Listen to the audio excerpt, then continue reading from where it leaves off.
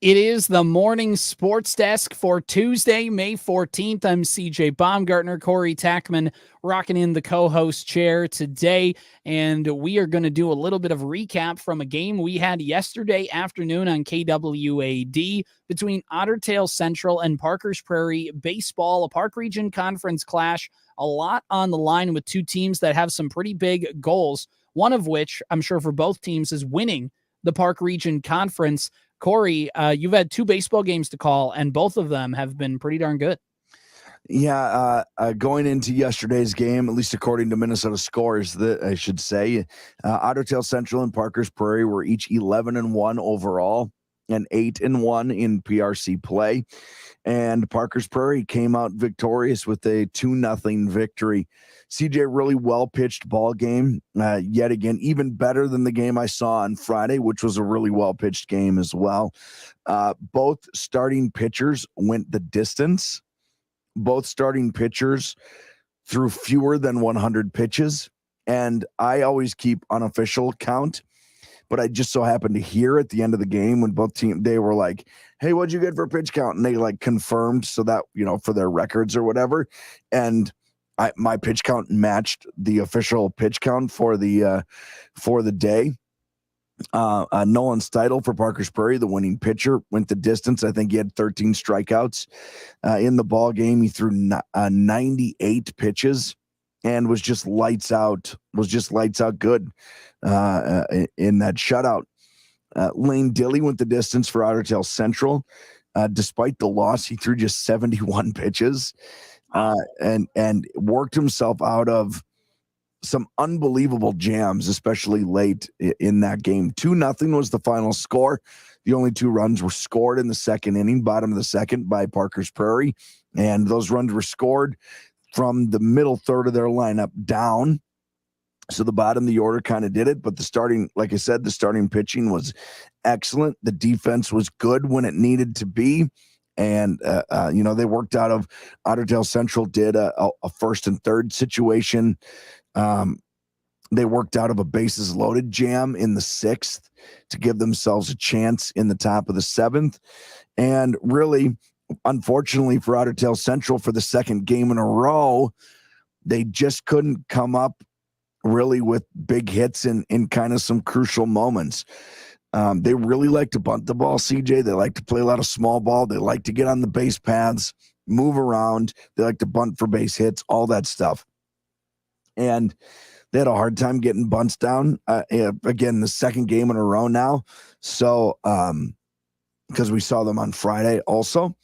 And that was really probably just the thorn in the side for the Bulldogs in this game. It was within reach. They just couldn't come up with a hit, really, to get them over the hump. They had a runner in scoring position in the first inning, couldn't score. And it's not like it was easy for Parkers Prairie either.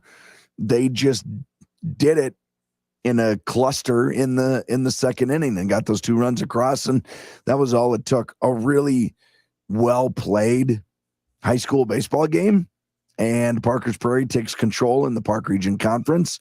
They're very good and have very high expectations in Section 6A, and they expect to make a little run. I think they think that a section championship is well within reason. And I think they think if they can make it out of the section, which is always loaded, the state tournament is going to be a lot of fun. And they're good. They're a deep, deep team, and they have a ton of arms. They just have a ton of arms, which is, as you know, pretty useful. And Nolan Steidel, like you said, pitched that game for Parkers Prairie against a good team in Otter Tail Central, a AA team, a team that is second place in their own section in a good Section 8 AA for baseball. And you threw, I would say, I'm mischaracterizing. I think if you'd ask Coach Denny, they probably would say Dylan DeBilson is their ace, although maybe there are a couple other guys who are. No, it's definitely DeBilson who is their ace, but Steidel is awesome. And there's arms the other word. DeBilson is kind of next level. Right. He's been good. And then you have a guy who can come in a game like this and against, again, a good OTC team. Nolan Stite will come in and pitch a complete game shutout. Mm-hmm. That's useful. That's a good Otter Tail Central team. Mm-hmm. And for them to do that, that's got to have them feeling pretty confident, because it's not just that you have a good team that can hit and you have a good pitcher. And especially in modern Minnesota State High School League baseball with the pitch count limits, you need multiple arms. You need at least 3 arms that you trust to make a deep playoff run. And Parkers Prairie has that. And, it's a loaded section, but they are going to be, they're winning. They're the tops in the section right now, which means that they're favorites to come out of that section. Mm-hmm. It's some good baseball in Parkers Prairie. And it's just overall a good game for them. And Otter Tail Central had their opportunities, like you talked about. They were right there. And for them yesterday and for them on Friday, they could be frustrated about those 2 losses, and I'm sure they are. But the glass half full perspective for them is, if we just get a clutch hit here, a clutch hit there, we win those games. And then we're talking about OTC, or at least OTC QRF wise, is in a much different position, and some things shake out that way. It's 2 impressive wins that they can add to their resume, but it's in baseball, they're 2 hits away from being 2-0 over their last 2, then 0-2. Literally a hit. They had the bases loaded against Wadena Deer Creek. If they get a hit in that first inning and score a run or 2, it's a completely different game. Well, and if they get a hit, it just 1 hit in that game, 1 game in the game last night or yesterday afternoon, it was a totally different situation. Well, and that's the thing, is it's not just that they scored 2 for Otter Tail Central, that they didn't come away on Friday. It's that they had a chance in the first inning to do it, and to do it early, and just to kind of take control of the game early. And that's what Parkers Prairie was able to do, going up 2-0. And as a pitcher, and a good one in Steidel, when you have a couple of runs of support, you can attack the strike zone a little more. You're not afraid to put one over the middle. Like, you trust your defense behind you. You just have that buffer where even if you give up a double, you go, even if I give up this run, we still have a run. And getting up early just allows a pitcher to pitch so much more confident. And that's what Parkers Prairie had the advantage of doing yesterday. Not that it, was the overall thing that swayed the ball game, but it's not nothing when you look at it there. And the way OTC likes to play, with a lot of small ball and a lot of bunting, in 2 games in a row, they found themselves down early. Well, it makes it much more difficult to small ball your way around the bases, especially once you get to kind of the 4th inning on. You just kind of need, if you get to the 4th inning, your middle of the order is going to hit, your top to middle of the order is only going to hit 1 more time. Right. Once you get there, presuming that if it was just straight outs, you know what I'm saying? Mm-hmm. They're only due up 1 more time from that point forward, which means you can't afford anymore to just give up outs. You need to string a few hits together, and just, unfortunately, they weren't able to. And fortunately for Parkers Prairie, they were able to in 1 of the 7 innings. That game flew. It flew by. I was home before there was a softball game in town that hadn't started yet. Right. I was sitting on my couch at home before regularly scheduled programming was supposed to happen. It's nice when it works out that way. Yeah. Again, we had commercial breaks, and we had to trim the commercial breaks, because every single time Corey would start, he'd be like, we're already 1 out into the inning because somebody swung at the first pitch, and pitcher gotten out. And there weren't a lot of hits. There wasn't a lot of the innings. Not a lot of base runners in general. There weren't a lot of base runners. There wasn't a lot of stress in this game at all. It was a beautiful baseball game. It really was. All right. What are your opinions on the new setup at Parkers Prairie? It's going to be great. It is this close. The press box is great, obviously. To be behind home plate like that, and the grandstand looks really nice. They actually had just poured cement that morning. Like, it literally had become set kind of in time for the game. There's a little sidewalk between the grandstand and the third base dugout where Parkers Prairie sits. There is, I believe, after the game, they were pouring on the first base side by the concession stand. And if they weren't doing that, they're putting in pavers also, like sponsorship pavers with people's names stamped into them. I think those are going in that spot. So there's a little work left to do. There a new scoreboard, Coach Denny said, was coming in, like, it's the 14th today, I think today or by the end of the week. So they're gonna have a brand new scoreboard out there in left field, and slowly but surely is piecing itself together. It's going to be a nice complex in very short order. It's really cool. And it's really cool to see them kind of invest in that. And this run of success means, you kind of, everybody wants to take a little bit more pride in it and do some stuff and kind of fix it up. And it's really cool. I got to see that new grandstand and press box. It was really nice. And like you talked about, you have the water tower overlooking the field from the fence. And it's a great backdrop. It's a great backdrop for a small town ball field, and it's a lot of fun. I looked at Coach Denny, or I asked him before the game. I goes, I can never remember. Is this field named after anyone? Does it have a name? And he goes, nope. And then I looked at him. I go, if you win another championship, they might name it after you. And he goes, don't say that. Speaking of teams with playoff aspirations, in Section 8AA softball, Corey, we have a good one. Okay. 4:15 pregame, a 4:30 first pitch. Section 8AA softball, Wadena, Deer Creek, and Park Rapids area at the WDC softball field. It's, again, a 4:15 pregame, 4:30 first pitch on the Superstation K106 105.9 FM, streaming online at WadenaRadio.com or the Superstation K106 mobile app. Wadena, Deer Creek, Park Rapids area, two teams, Highway 71 rivals, and both teams are sitting pretty high up in the section. If you take a look at the Section 8AA South subsection standings, Wadena, Deer Creek is in first place with a 78.3 QRF. Right behind them is Monaga with a 76.4 QRF, although Wadena, Deer Creek, having beaten them twice in the regular season, will be able to kind of hang that over them a little bit come playoff time. But Park Rapids area has a QRF of 68, and they're pretty much firmly entrenched that they can get no lower than that 3 spot. You have Barnesville, Breckenridge, Otter Tail Central, and Perham all kind of down there in that order. But in this subsection here, WDC in front, they're 5-0 in Section 8AA, looking to make it 6-0. They play Park Rapids area tonight. Both teams well coached. Park Rapids area, of course, known for softball and having some pretty nice teams over the years. And it's going to be a good one. Talking with Coach Umland on the coaches show last week, Wolverines Weekly, she said that this is a game that they have on their calendar that they want to win. They've gotten the Park Region Conference. That's their goal. They won that a week ago, but now this is a pretty important game in the section and making sure that they can kind of enshrine themselves at the top. They're going to be seeded in 4 days. On Saturday, we're going to know where everybody's going for the postseason. Mm-hmm. And they want to lock up that number 1 spot. I believe this is their last section game of the season, so it can lock that up.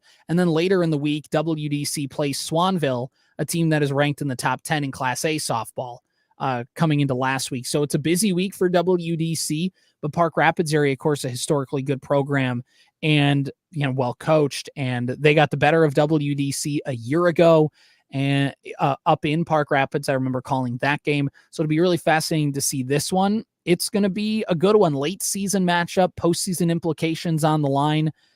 It's going to be a good one. 4:15 pregame, 4:30 first pitch on 105.9 FM, the Superstation K106, and at WadenaRadio.com. CJ's going to have all the action because I sound like this. What are you talking about, Corey? In your head when you're sick, and I don't know why. I don't know what I'm sick with. But I clearly have something. I haven't felt bad at all, but I just something in my chest and I can't get it out. But in your head, don't you always think you sound cool? A little. You kind of sound like you're a little grizzled. You know what I mean? You just like, oh yeah. And that doesn't sound good. It just sounds like I'm sick. In my head, it sounds great. Seems like you've been through some things. Yeah. You know what I mean? Like it's like dark, mysterious, and you wouldn't understand the things I had to see. That back kind of. When I smoked cigarettes. Going to be a good game like we talked about Superstation this afternoon. Let's get after it. One last thing we need to touch on with the morning sports desk today is the Minnesota Timberwolves. Here we go. It's game 5 tonight. The road team has won all of the games, and wouldn't you know it, the Timberwolves are on the road again tonight. It is a 9:30 tip-off on TNT. It's going to be dynamite. So I'm so pumped for this game. It's going to be good. The Wolves have gotten kind of punched in the face the last 2 games. Did you see, and we didn't talk about this yesterday, but on Sunday after Anthony Edwards got done with the press conference, he got done and because basically he's like, they shot really well. They played really well, whatever. And then he kind of got up and you could hear him go, Aaron Gordon. It's like he shook his head and walked down the aisle because he's like a 28% 3-point shooter in the regular season and shot like 40% on Sunday.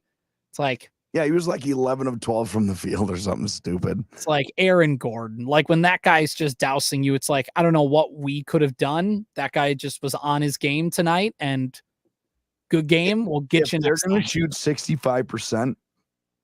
You just say congratulations. Good luck in the next round.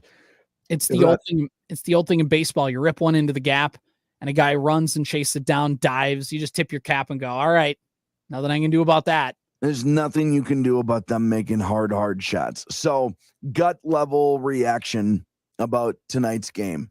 Do the Timberwolves win? Do the Nuggets win? Is this a close one? None of the games so far really have been close. Game 1 was. Game 1 was a nice game. Game 2 score wise looked closer than it ever really felt. Did I say game 4? Game 4 felt the score was closer than it felt. Right. What's this one? Are we going 7? Denver going to win in 6? How's this looking in your head? Wolves in 7. That's what I got. Okay. Because the road team has won every single game. The Wolves are playing 4 road games. But this is big because whoever wins tonight puts the other team with their backs to the wall. And that's where it'll be fascinating to see. Whoever loses, let's say the Wolves do lose tonight, Corey. The season isn't over. But, they don't have any bullets left. They got to use them. Mm-hmm. Kind of a vibe. And that's the same. And that's just kind of the thing with this game is I'm not saying that whoever wins, because you're going to see people, if the Wolves lose tonight, going to go, the series is over. And you're going to see people, if the Wolves win tonight, and they go, the Wolves have won the series, because that's how playoff series work. When you win a playoff game, everybody heralds you as like, this team is, you could be down 3-0 in the series and win game 4. And they go, well, I don't know. You can't ever count this team out, because the playoffs, and especially for general fans, are very reactionary. And especially for fans of the team. Like, there was a bunch of fans after the Wolves were up 2-0 that thought they were just going to win the series walking away. And then now they face some adversity, and now they're ready to jump off the ship. And maybe they're right to jump off the ship, but we're not going to know until tonight's game. I think the biggest thing is just going to be Anthony Edwards is going to get his, but they just need better. They need to shoot better, I think, is the thing. Their defense, again, they didn't play great defense, obviously. Like, they didn't move as well as I thought they could have. I thought Denver did a good job in that last game, in game 4, of making the Wolves move, and they got them out of rotation and whatever. But I think overall, if the Wolves played their average level of defense that they've shown that they could play against Denver, they need to have some guys hitting some outside shots. I don't care if it's Naz Reid or if it's Nickeil Alexander-Walker or if it's Mike Conley. It doesn't need to be all 3 of them, but one of them needs to have a really good game tonight. The only thing I will argue a little bit is that I think the Wolves did play good defense. And this sounds like I'm not giving them credit, but I mean this like definition wise. Their defense in game 4 was fine. Yeah. Like, it was, if I say their defense was adequate, I don't mean that as passive aggressive. I mean, their defense was absolutely good enough to win them that game, despite how well Denver shot the ball. They still only scored 115 points. So It's not like they went ballistic and scored a million points and ran away with it. That game was within reach constantly. I don't think Denver is going to continue to shoot 65% from the field. And I hope that the Timberwolves can shoot the ball just a little bit better. That's it. That's it.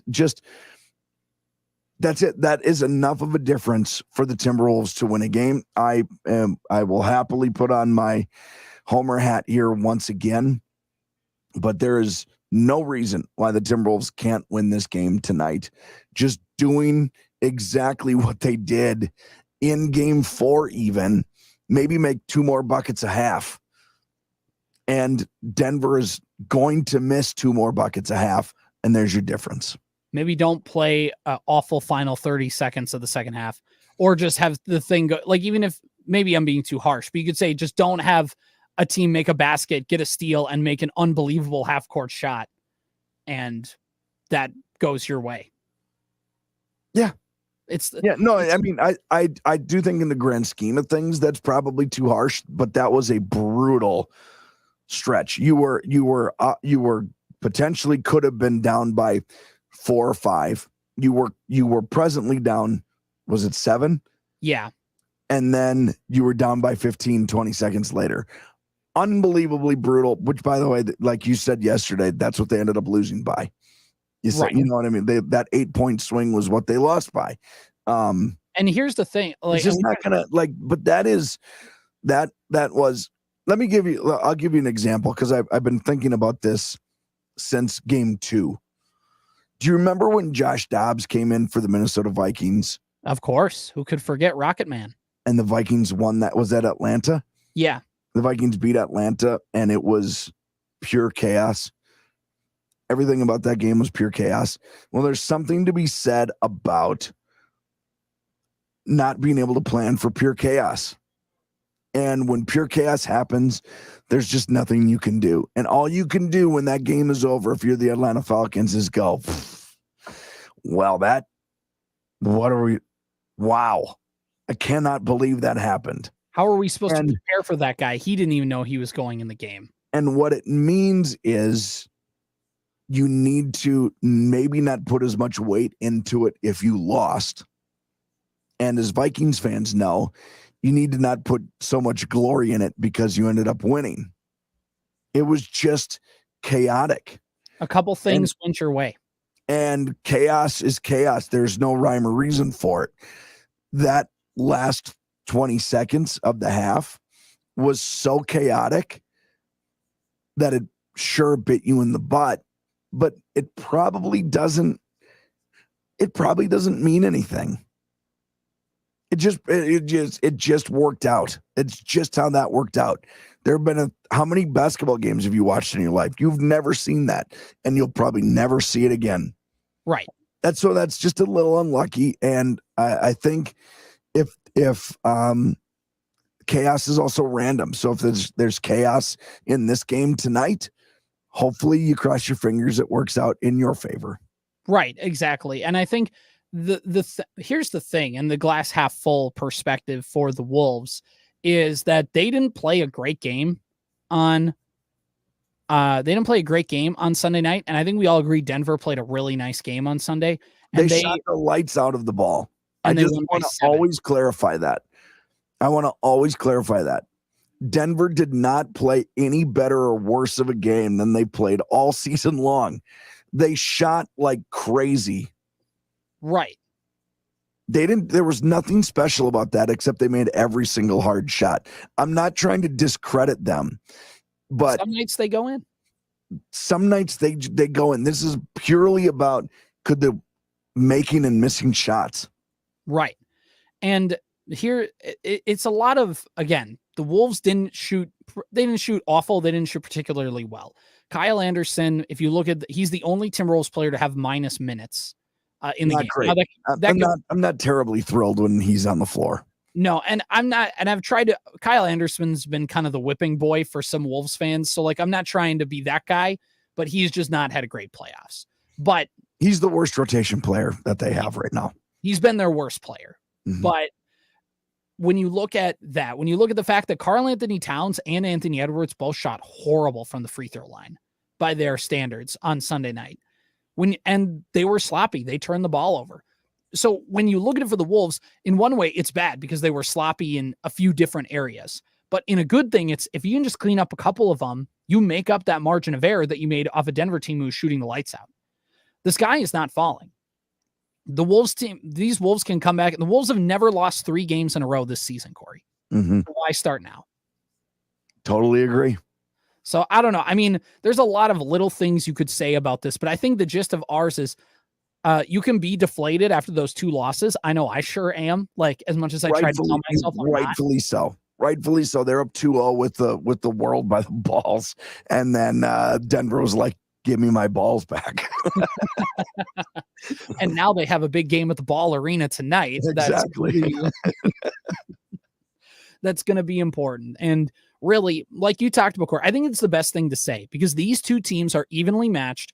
They're evenly talented. They're evenly deep. They're both well coached. It just kind of comes down to who gets lucky breaks or which kind of things just end up breaking their way. And that doesn't mean that teams can't help their own causes or they can also aid in their downfall, in their own downfalls. But it's to say generally, most of this is just kind of come down to fate in a way. You know what I mean? Like that's just how it broke that day. I think if Denver can make fewer shots, which seems likely statistically, if Minnesota can make a few more shots and remain composed. Right. Denver's going to be composed throughout all of this. This is not, it's going to be loud. They've been through it. It's going to be loud in Denver. They've been through it. Nothing's going to frighten them. This is new for the Wolves. Another little hurdle, another little milestone that's out there to grab. Can they remain composed? That will be crucial. Right. This has been the Morning Sports Desk for Tuesday, May 14th.